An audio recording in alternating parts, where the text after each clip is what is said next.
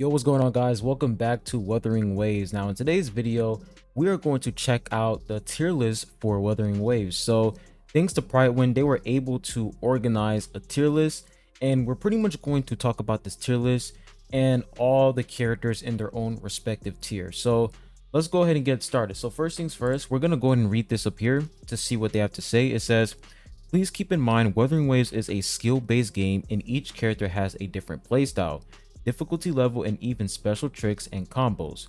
Wuthering Waves is also a team-based game, and it's only by combining both these factors to the highest level a character can reach optimal performance. The tier list was created with the help of CBT1 and CBT2 players who shared their thoughts about Wuthering Waves and their performance with us. So we also have, content creators. I'm Revenus. I must have said this wrong. Rexcellent and Stepru. They're the ones who pretty much organize this tier list. So shout out to them. So there's three different categories here. We have main DPS, we have hybrid, and we also have support. So when we take a look at hybrid, so for main DPS, of course, main DPS means main damage dealer in your team. And then when we take a look at hybrid is basically sub DPS. The character can be a support, and the character can deal some good damage, but at the same time they can also, inflict certain buffs or debuffs. That is basically what a hybrid is.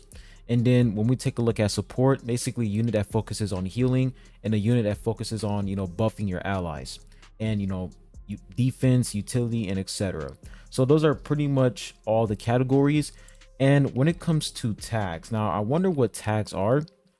So ST means that character deals mostly single target damage to enemies but can hit multiple enemies if they are stacked directly on top of each other. And then cleave means character has a mix of smaller range cleaving attacks or attacks the strike in a radius around them but does not consistently hit all enemies in the screen with the majority of their rotation. And AoE is of course damage and a large area covering a huge area dealing damage. And of course we got healing. We have shield. A cord means character that can perform coordinated attacks consistently. A multi-roll is when built in an alternative way. A cancel means character needs or is widely considered to be far more powerful with the use of switch canceling to enhance their performance. Ult is character is ultimate centric. Hard means character's rotation has very strict damage windows. And risk means character that throws safety to the wind and treads the line of death with dramatically lower defensive capabilities than other characters. So those are pretty much the different tags for each unit. So when we take a look at Jian, I already made a video talking about Jian and Yinlin and which unit you should go for. So Jian is going to be a unit that is going to focus on AoE. He's going to do AoE damage, and on top of that, he is a unit that's going to focus on his ultimate. His ultimate is what's going to make him very, very good. And as you guys can see, he is good with 0 copies. So if you are a free-to-play player and you're trying to go for Jian, you don't have to worry. He is a really good unit with 0 copies. You can just get 1 copy of Jian and that's it. You don't have to get S1, S2, or S3, or S4, or S5. You don't have to get any of that. He is perfectly fine at S0. So Jian is currently at the top of the tier list, which is really good. And we also have Yinlin. She is going to be AoE, cancel, and coordinated. So she's going to be a unit that's also going to do AoE attacks. But the fact that it says cancel, it means that she is going to be a unit that's going to specialize when it comes to switch canceling. And then we also have cord, which basically means that she is going to perform well with coordinated attacks, which is really nice. So we also have Verena, who's in the support category. She is going to be a unit that is going to excel at support. She's going to buff your allies. She's going to make your allies a lot stronger, especially the fact that she can buff attack and damage, and she can prevent your allies from taking fatal damage, which is really good overall. So these are currently the strongest units in the game: Jian, Yinlin, and Verena. And then for the next tier, we also have Couchero. We also have Encore alongside with Mortify. So Mortify is going to work really well with Jian because Mortify is going to buff heavy attack. So that's going to make Jian very, very strong. So if you're going for Jian, you really want to go for Mortify as well. The good thing is Mortify is also in Jian's banner. So when you're summoning for Jian, you'll be able to get some copies of Mortify, which is really nice. And then of course Encore is going to be a main DPS unit. She can also deal damage over time, and she has a lot of AoE attacks. So Encore, very nice unit. And of course Calchero. For my account, I'm aiming to get Calchero because I am trying to get Yinlin, and Calchero and Yinlin together, they are absolutely busted. So I'm planning on aiming for Caltro alongside with Verena. Once I get these two characters, I'm just gonna save up for Yinlin. And then for the next tier, we also have Danjin. I think that's how you say her name. Danjin or Danjin is really complicated. Like, these characters' names are very hard to say.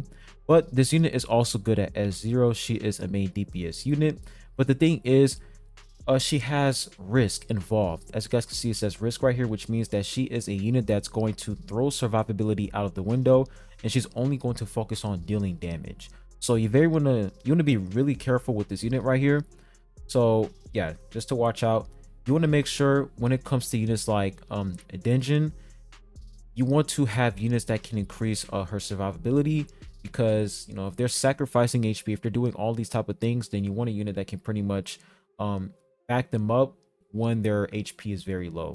So that's pretty much this unit right here. And we also have the main character. So the main character, this is the spectral element. So I don't really know much about the main character, but it seems like the main character can heal, and it says multi-roles. So it seems like the main character has multiple roles, and the fact that they're placed in a hybrid section, the hybrid category, basically means that they can either inflict buffs, they can heal. I don't know. I'm gonna have to wait and see when the main character gets released. But main character, the thing is, it says S6, which means that the main character is S6 in the third tier. That's not good, because if you have no copies on the main character, that means that the main character will probably be in like last tier. So who knows, but character is pretty much mid. That's all they're saying. And we also have Senhua. We're going to get this character for free. So if you're wondering if she is a good unit, she is in T1. So maybe she's going to be a good unit, but all I know is that she is a hybrid unit, which means that she is going to focus on, you know, inflicting some sort of debuff or buff. So that's pretty much Senhua, and she is pretty much good with no copies. Now on to the next unit, we have Baiji. Now Baiji, I'm really trying to get this character because she is a healer, and healers are very important. So if you don't have Verena, I feel like Baiji is definitely going to be a strong unit to have, due to the fact that she can heal your allies, and healing is very important. So if you don't have Verena, Baiji is also a good option as well. Now for T2, we have Chixia, and we also have Lang Yang. So this guy, he is also part of the standard banner. He is a 5-star character. In T2, he is S0, and it seems like he's going to be a unit that's going to focus on his ultimate. So that's pretty much the T2 category for main DPS. And then for hybrid, we also have Genshin. Now for this character, I talked about this character in one of my videos, and I feel like this character is actually going to be pretty decent, due to the fact that she has a lot of AoE capabilities. Like the fact that she can gather enemies into one specific spot, that's going to help you, you know, clear enemy trash mobs. So I feel like this unit being in T2, honestly, I would put her in like T05. Honestly, I would put her in this category, in this tier, due to the fact that she can, you know, do some AoE, she can heal, she can apply shield, she can do so many things in her kit. Maybe I'm missing something, but reading her kit so far, she can do a lot of things. She can apply shield, she can heal, AoE attacks. She seems like a pretty nice unit overall. So she is T2, but me personally, I can't really say anything because I haven't even played with this character. So maybe they know more than I do. So I'm going to go ahead and agree with this. But until I play the game, she is currently in T2.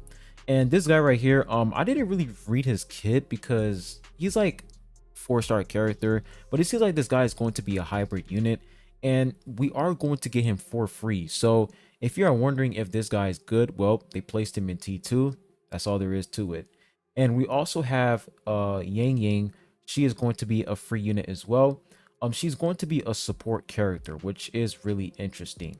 And then when we look at T3, we have Alto, and we also have, okay, this name is completely complicated. I'm not even going to say this, but we have this unit who's also in T3. So that's pretty much the entire tier list. I do agree with the top tier. I 100% agree with Yinlin, Jian, and Varina being in like the top tier because these units, they're busted. I feel like Varina is like the best support unit in the game due to the fact that she can pretty much work in every single team comp because she can buff your allies, she can heal, and on top of that, she can prevent your allies from taking fatal damage. She is a very strong support unit, and you guys should definitely aim to get her. And of course, Yinlin, very, very powerful hybrid unit. That's why I'm saving up for her. And of course, Jean as well. He's like the top main DPS unit in the game. But I feel like Caltro alongside with Yinlin, I feel like Caltro would be like in the same tier as Jian due to the fact that he has a Yinlin who's pretty much supporting him and allowing him to do a lot of damage because she can buff electro damage and she can buff resonance as well. So overall, this tier list very interesting. I can't wait to actually play the game because I can't really organize my own tier list until I put my hands on the game. But based off of what I'm seeing so far, I definitely agree with the top tier right here alongside with this tier because Encore is very strong.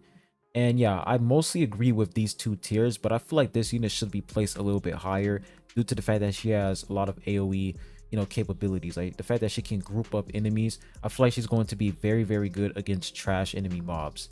So that's pretty much all we have for the Wuthering Waves tier list. Pretty solid, and the game will be live literally tomorrow. Like we have a couple more hours left, and I am so excited. Like I cannot wait to touch this game, and the amount of videos that I'm going to make on Wuthering Waves is going to be peak content. So make sure that you guys stay tuned for those future videos. I'd really appreciate it. But before I end the video, make sure you guys hit the like button, subscribe if you haven't. I really appreciate it, and I'll be catching you guys on the next one. Peace.